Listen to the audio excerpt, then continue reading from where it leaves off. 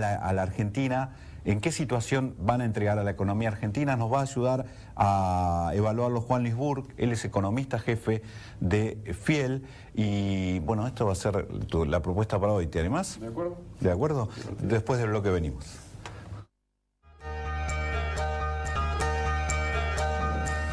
Bueno, Juan, ¿cuál es tu... De alguna manera, déjame preguntarte si vos más o menos tenías esta película para el 2014 en materia de economía. ¿Esperabas esta evolución de la economía o eras como el consenso? Yo citaba el consenso hablando de las variables, de la cantidad de, digamos, distintos economistas, distintas extracciones, que decían, bueno, la primera parte del año obviamente va a ser muy mala, en la segunda la expectativa es mejor porque tenemos una cosecha bárbara, porque los precios de las hojas se mantienen, en las últimas semanas tenemos ahí una luz amarilla, pero por lo menos eso era lo que se planteaba. ¿Vos estabas dentro del consenso o hay algo que te sorprende de lo que estamos viendo? Siempre hay cosas que sorprenden. En realidad nosotros teníamos una proyección para este año de una caída del PBI de alrededor de 1,4 y en esa proyección, la tenemos publicada, se llama Proyecciones Macroeconómicas de Fiel, en realidad teníamos una mayor caída en el segundo semestre que en el primero. Y yo creo que por ahora estas cosas se están dando, o sea, el primer semestre ha sido malo, sobre todo el segundo trimestre. Pero el segundo semestre, por razones de, cuando vos mirás la evolución y querés compararlo año contra año, es diferente si vos lo querés comparar trimestre contra trimestre, ajustando por estacionalidad, pero no sé si a la gente le queda tan claro eso. O sea, compararlo año contra año, el segundo semestre yo creo que va a ser bastante flojo, bastante malo. Entonces, a pesar de que vamos a comparar contra una segunda parte del año que ya no fue buena. Que ya venía, digamos. Bueno, pero una cosa es desacelerar y otra cosa es caerse, ¿ok? Y digamos, sobre todo el segundo trimestre de este año te ha dado la base para que el tercero sea muy malo y el cuarto eventualmente bajo. Es decir, a mí no me sorprendería tener, digamos, un año dividido en dos mitades, con un primer semestre más cerca del -1 y el segundo más cerca del -2. Estoy exagerando un poquitito los números para simplificar. Pero, digamos, en todo esto hay digamos, algunos detalles a considerar. Uno es todo el tema de la deuda, que fue un golpe muy fuerte en los meses de junio y julio. No sabemos cómo se resuelve, pero bueno, por ahí se resuelve positivamente. Cuando te referís a la deuda, estás diciendo esta decisión de la Corte de no asumir, no tomar el caso. Sí. Y precipitar la definición. Sí o sí, esto ya, el camino del tribunal se acabó, vas a tener que definir algo. Ahora tenés que pagar, la pregunta es cómo vas a pagar, punto, esa es toda la discusión. Si lo vas a pagar en bonos, si lo vas a pagar, cuándo lo vas a definir esto, en qué momento. Entonces, bueno, este tema complicó bastante estos meses, pero la cosa venía muy mal. Vos mencionaste el tema de la soja. ¿En qué lo complicó para ser gráfico? Y lo complicó básicamente en que se descontaba que en el segundo semestre provincia de Buenos Aires, Ciudad de Buenos Aires, Mendoza, varias provincias iban a colocar deuda y que eventualmente YPF iba a colocar deuda. Es decir, esta es una economía que tiene un agujero fiscal enorme. El agujero fiscal es enorme y está creciendo. Entonces, la única forma de estar tranquilo consiste en tener financiamiento para llenar ese agujero, es decir, para poder, digamos, no entrar en otros defaults, como por ejemplo no pagar a los proveedores, no pagar los salarios, no llegar a pagar los aguinaldos, etc. Para no entrar en esa situación, vos tenés que tener financiamiento. ¿Cuál es el escenario que se está barajando? De alguna forma es el escenario que había antes de la decisión de la Corte, o sea, el escenario hasta fin de mayo. Bueno, de alguna forma en el segundo semestre las provincias van a colocar deuda, YPF va a colocar deuda, eso te va a dar... Se va a aliviar la restricción externa. Te alivia la restricción, un poco la restricción externa y, digamos, entonces con esa plata y el año que viene podés refinanciar el pago de Bodén, etcétera, una serie de cosas financieras. Básicamente pasaba por anestesiar el mercado cambiario, estás básicamente diciendo vos. Sí, traer plata... La expectativa cambiaria, por lo menos. Traer plata de corto plazo para que te resuelva el agujero que tenés, que es un agujero que se ha ido agravando en esto. Si vos miraras la situación estructural de la economía, se ha complicado en estos meses y se va a complicar por dos razones. Primero, por lo fiscal. Segundo, porque en la parte externa el saldo comercial viene cayendo Y yo diría, las perspectivas para el año próximo son bien complejas en materia de comercio, sobre todo por los datos de los precios de las commodities, ¿no? Vamos a repasar lo que vos decías. Bueno, los datos complejos.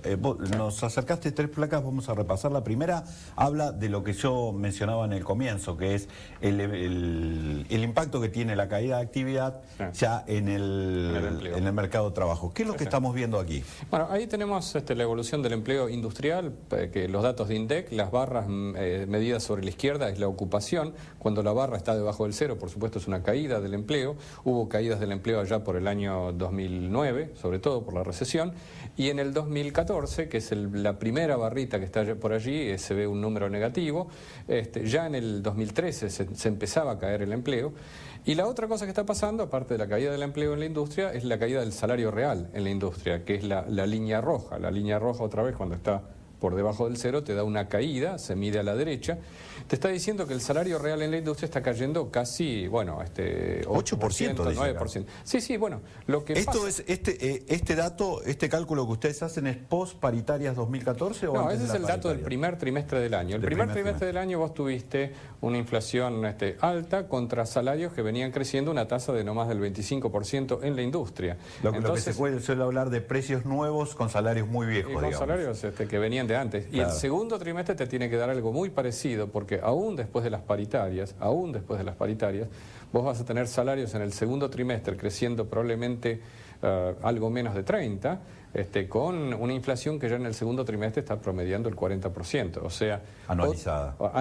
El dato año contra año. Año contra año. Sí. Es decir, lo que te está dando es otra vez una caída muy fuerte del salario real. Del poder adquisitivo. Claro, debo decirte que eso es lo que está haciendo que todavía la ocupación no caiga tanto. Porque cuando vos tenés caída del salario real, eso permite un ajuste del sector empresario que puede manejar mejor sus costos, digamos, precisamente al haber ajustado en temas de salario. Claro, pero tiene una preocupación de estas cosas, es que el empleo no cayó tanto, digamos, porque ha habido suspensiones en el segundo trimestre del año. Pero las suspensiones es un mecanismo transitorio. Las empresas lo pueden adoptar por a lo sumo 90 días, según la ley de contrato de trabajo. Es decir, cuando vos suspendiste el personal una semana, 2 semanas, 2 meses, 3 meses, después tenés que tomar una decisión si lo mantenés o no. Y ahí está la gran duda de lo que va a pasar en la segunda mitad del año. Eso te quiero preguntar, pero luego, vamos a ver el segundo y después te voy a preguntar, porque esto es lo que vos decías respecto del deterioro fiscal. Tenemos un gobierno que gasta más de lo que recauda. Sí, está clarísimo. ¿Y que se financia de qué manera? Contalo vos. O sea, ahí gasta más de lo que ingresa, porque la barra roja dice el crecimiento en términos reales. Una vez que vos ajustás por inflación el crecimiento del gasto, y en la línea, las barras azules dicen el crecimiento de los ingresos. O sea, los dos se desaceleraron, pero cuidado, la línea azul se desaceleró más fuerte. Mucho más fuerte. De hecho, nosotros estamos esperando que en el año los ingresos vayan para abajo, o sea, en términos reales, y que el gasto siga para arriba en términos reales. En pocas palabras, tenés gasto muy por arriba de ingresos. Como ya tenés déficit, cuando esas dos variables van en ese sentido, se te complica. ¿Cómo lo financiás? Bueno, lo financiás básicamente por 2 o 3 mecanismos. Uno es el mecanismo de usar las reservas del Banco Central, que las uso, pero ya se usaron demasiado, entonces, no hay muchas reservas para usar en pagar el gasto. La otra es usar otros fondos tipo el ANSES y colocarle simple, o sea, en última instancia vaciar el ANSES de a poquito, ¿ok? Es decir, colocándole deuda que va por debajo de la inflación, y es un problema que a la larga habrá un problema ahí, pero por el momento están tomando la plata del ANSES. Y el otro mecanismo es finalmente cuando no te alcanzan el tesoro que tenés, ya sea las reservas o el ANSES, usás el mecanismo inflacionario. Y la inflación, vos estás emitiendo billetes, ¿ok? Y estás emitiendo billetes a un ritmo muy alto. Hoy en día eso te genera inflación. Cuanto mayor el agujero fiscal, y menos usás las reservas y ya no podés usar tanto el ANSES, mayor la necesidad de emitir billetes. Por eso hoy la desesperación en tratar de conseguir financiamiento de otro lado. Es decir, me olvido del tema del desendeudamiento y trato de pensar en que alguien se endeude para buscar conseguir una fondos. caja sustituto, Bueno. aunque sea espuria, digamos, Bueno, para... conseguir plata, conseguir plata. Ojo que desde el punto de vista macro, digamos, si vos la conseguís, la economía se sostiene un poquito. Entonces, en la mirada de muchos economistas, quizás... Puede ser un efecto positivo. Claro, es la cuestión de que vos tenés, bueno, vos podés estar haciendo las cosas mal, pero como tenés financiamiento, mientras tengas financiamiento, vos podés estar tranquilo. ¿Cuál es el problema? Bueno, que algún día podés enfrentarte a una cantidad de una pelota de pagos que tenés que hacer muy grande. Eso todavía no está presente esa pelota de pagos, pero digamos, está claro que la estrategia del gobierno no es resolver este tema, no es resolver el tema fiscal. La estrategia del gobierno es tener un agujero fiscal todo lo grande que sea necesario, gastando, aumentando el gasto en gasto social, lo que sea, gasto político, lo que fuere, y financiarlo con mayor, digamos, con mayor deuda, básicamente. Vamos a ir a un corte, pero mencioné de preguntas, porque nos falta una placa y ahí lo que vamos a ver en el próximo bloque va a ser la dicotomía que estamos viviendo por estos días, que tenemos mercados que están de festejos. Sí, claro, el riesgo país está en un indicador que había pasado de moda, pero está hoy en el nivel más bajo de los últimos 3 años y medio, 4 años. Sí. Te quiero preguntar, te voy a dejar para que le seas, digamos, los deberes, puedas en el corte hacerlo. ¿Hasta qué punto ya el impuesto inflacionario, en vez de jugar a favor del gobierno, está jugando en contra? Porque carcome el resto de las variables y ya no tiene los beneficios de... Bueno, total, los precios suben y yo si antes recaudaba 2 pesos por 10 por cada 10 que vendía al comercio por una leche, y ahora me llevo 4 pesos, igual ya no me alcanza porque la situación, tengo que estar poniendo plata en otro lado. La segunda es, ¿qué pasa con esta dicotomía de la economía se me cae, pero los mercados tienen una expectativa de que esto cambie? ¿Cómo juega eso sobre el mercado del empleo? Digo, porque quedan 500 años para esa... 500 años, perdón. 500 días, perdón. Van a ser años, 500 días. Sí, fue gráfico el tema. 500 días, digo, el empleador puede esperar esos 500 días con la expectativa de que después el mercado se da vuelta y volvemos a tirar, la demanda vuelve a tirar. Esas son las preguntas básicas para el próximo bloque.